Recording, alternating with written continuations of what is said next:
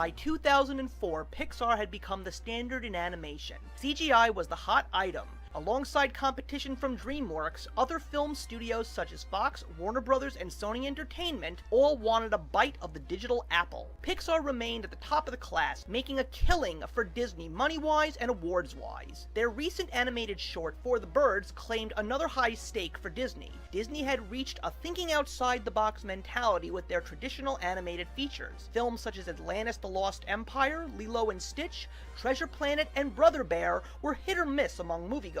But the studio would still hit rock bottom with their worst classic to date in 2004's Home on the Range. Disney was practically on hands and knees praying for Pixar to deliver another hit. Their wish would soon be granted with the next few Pixar films. Pixar would give its next film to their first outside director, Brad Bird, and that film would be The Incredibles. Bird developed the film as a homage to the 1960s comic books and spy films of his boyhood. Bird sketched the family during a period in which he was trying to break into film. He then pitched that film to Pixar after the box office disappointment of his first feature, The Iron Giant. The animation team was tasked with a very first all-human cast, which required creating new technology to animate detailed human anatomy, clothing, and realistic skin and hair. Bird's story was also filled with elements that were very difficult to animate with CGI at the time, but that didn't mean an effort would be lacking. Pixar animators filmed themselves walking to better grasp proper human motion. Although the technical team had some experience with hair and cloth thanks to Monsters Incorporated, the amount of hair and cloth required for The Incredibles had never been done by Pixar up until this point. In addition, animators had to adapt to having underwear and blowing hair through the wind. The Incredibles did not only deal with the trouble of animating humans. The story was bigger than any prior story the studio had before. It also had 4 times the number of locations. More so, Bird would not tolerate any compromises for the sake of technical simplicity. Disney was initially reluctant to make a film because of these issues, feeling a live-action film would be better. Lasseter agreed with Bird because he believed that this film could be done. The Incredibles would also be the first time that Pixar would team up with film composer Michael Giacchino, and the cast would include Craig T. Nelson, Holly Hunter, Jason Lee, and Samuel L. Jackson. The film got its general release date in the United States on November 5th, 2004. The film performed very well at the box office, grossing $631 million worldwide during its original theatrical run. The Incredibles was met with a high critical acclaim, garnering high marks from professional critics and provoking commentary on its themes. The film received the 2004 Annie Award for Best Animated Feature, along with 2 Academy Awards. It became the first entirely animated film to win the prestigious Hugo Award for Best Dramatic Presentation. Today, The Incredibles is now known for not only being one of the most popular animated films, but as one of the most popular superhero films. By 2005, Pixar was ready to get going on their next film. Before it was time to get back to the computers, the team would suffer a devastating loss. On August 16, 2005, one of the core members of Pixar, Joe Ranft, passed away in a terrible car accident. As a passenger, his friend lost control of their car on Highway 1, and the car plunged 130 feet into the mouth of the Navarro River. Ranft, who was 45, died during the production of the next Pixar film, which he had co-directed and also lent his voice to. He was posthumously honored in 2006 as a true Disney legend. At the very same time, Pixar was dealing with more trouble with Disney. The 2 companies attempted to reach a new agreement for 10 months before it fell through in January of 2004. The new deal would be only one for distribution, as Pixar intended to control production of their own film properties. The company also wanted to finance their films on their own and collect 100% of the profits, paying Disney only for distribution. First film under the new name would be Cars. born after John Lasseter took a cross-country road trip with his family.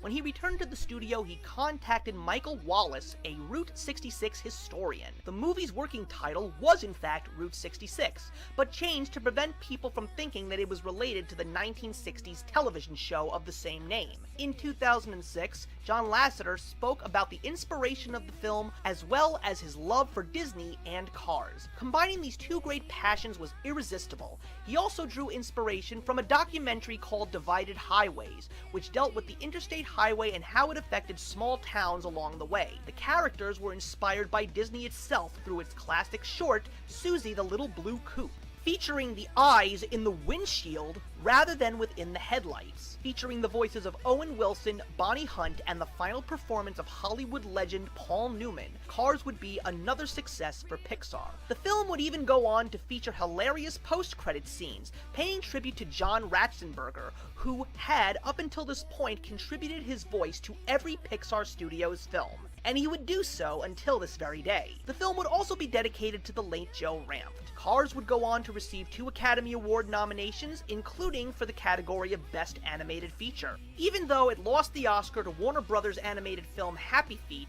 there was a positive vibe in the Pixar world once again as the studio would go on to celebrate its 20th anniversary. Even the Disney Animation Studios were starting to use CGI on their next classic film. While the film itself, Chicken Little, was a landmark achievement in technology for Disney, it would not have the same results critically as Cars. Now with more access to the Disney Animation Studios, John Lasseter felt that the scales were tipping in Pixar's favor. While this was the place where he had his humble beginnings, Pixar was stealing all of his time with one hit after another.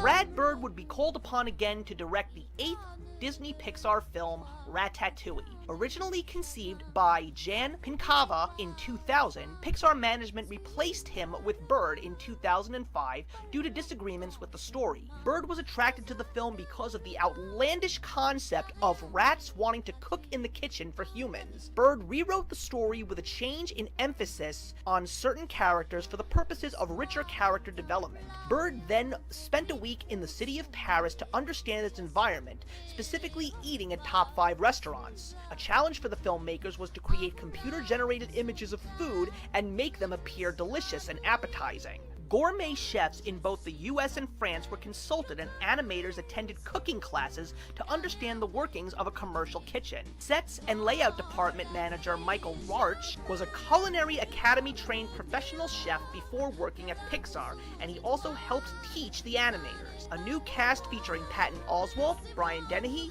Janine Garofalo, Ian Holm, and the late Peter O'Toole. Ratatouille would be another hit for Pixar. The film grossed $623.7 million at the box office and received very positive reviews. The film would later go on to win the Academy Award for Best Animated Feature, amongst other honors. To this day, Ratatouille continues to develop more fans, as it has now become Pixar's honorary cult classic. 2008 and 2009 would give the world 2 of Pixar's most unique films to this very day. After directing Finding Nemo, Andrew Stanton felt that Pixar had created believable simulations of underwater physics and was willing to try and use them in a film revolving around space. That film would become WALL-E, the story of a robot searching for a companion and purpose. WALL-E went undeveloped during the 1990s, partly because Stanton and Pixar were not confident enough yet to have a feature-length film where the main character behaved like Luxo Jr. or R2-D2. The intention of the film was to feature minimal dialogue in its early sequences rather than having characters use their voices. They would instead use communication through body language and robotic sounds. It was also Pixar's first animated feature with segments featuring live-action characters. Probably the biggest elephant in the room in regards to WALL-E was the fact that the film would be Pixar's very first to feature a very important real-world message. The film placed emphasis on the environment, humanity's dependency of technology, and the obesity crisis. It would be these messages that would make WALL-E one of the most acclaimed films of 2008. It grossed $521.3 million worldwide. It won the 2008 Golden Globe for Best Animated Feature, the 2009 Hugo Award for Best Dramatic Presentation. the Nebula Award for Best Script, the Saturn Award for Best Animated Film, and the Academy Award for Best Animated Feature. It would also become #1 in Time's Best Movies of the Decades. In the very next year, Pixar would push the bar again with another unforgettable Pixar film in Up. Pete Docter would be the director for this film, as he had begun working on the story in 2004, which was based on fantasies of escaping from life when things became too irritating. He had 11 other Pixar artists spending 3 days in Venezuela gathering research for inspiration. Up was Pixar's first film to be presented in Disney Digital 3D. What Up would be remembered for the most was the opening of the film, which featured the main character and his bride living life together. Pixar was able to show true love with no dialogue in less than 10 minutes than all 5 Twilight movies. The movie brought joy and tears to many a filmgoer and much critical acclaim. Featuring a voice cast of Ed Asner and Christopher Plummer, another wonderful score from Michael Giacchino, and a beautiful color palette to match a heartfelt story, Up would be one of the top 10 highest grossing films of 2009, making it Pixar's 4th highest grosser. Up's greatest achievement was not only getting nominated and winning the Oscar for Best Animated Feature, but also receiving a nomination for Best Picture of the Year. It would be the very first time since Beauty and the Beast that an animated film would receive a Best Picture nomination. Since the success of Toy Story, Pixar had reached legendary status that the Disney Animation Studios reached in 1937 with Snow White and the Seven Dwarfs. It was amazing to see that Pixar's initial dream, dating back almost 3 decades, had been achieved. Pixar was still miles ahead of all the other animation studios. Even with many successes such as DreamWorks' Shrek and Madagascar, and Blue Sky's Ice Age, Pixar were the kings.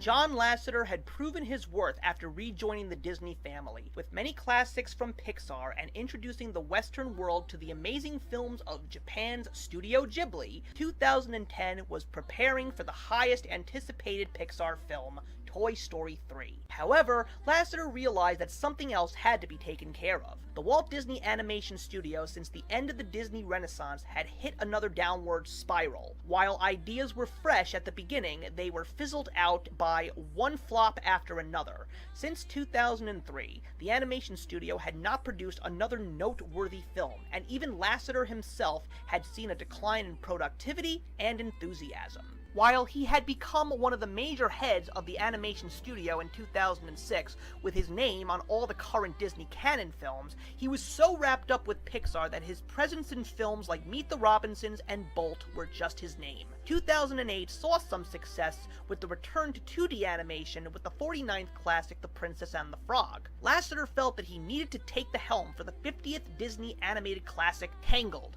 a new spin on the classic fairy tale of Rapunzel, not only just as an executive producer, but as a helping hand for the project. Before that, however, would come Toy Story 3 in the summer of 2010. Assembling some old friends in a cast put together 15 years before, Toy Story 3 would be the conclusion for the ages. Directed by Lee Unkrich, the film would feature Woody, Buzz, and the gang as they faced the end, as their owner Andy had finally grown up and had prepared to go off to college. The film featured wonderful storytelling and one of the most heartfelt departures for a film franchise.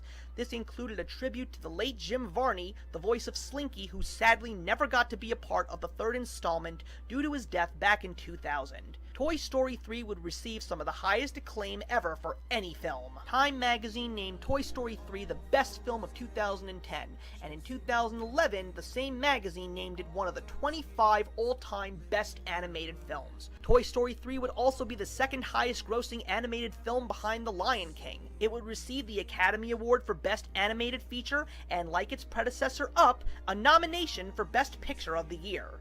Toy Story 3 would also feature one of Pixar's greatest shorts, Day and Night, which would be a groundbreaking blend of 2D and 3D animation. While Tangled had not received such accolades, it was still met with positive reviews, and a major note that Disney animation was on its way back to form. It was clear that Pixar, as a presence in the world of Disney, was continuing to stay positive.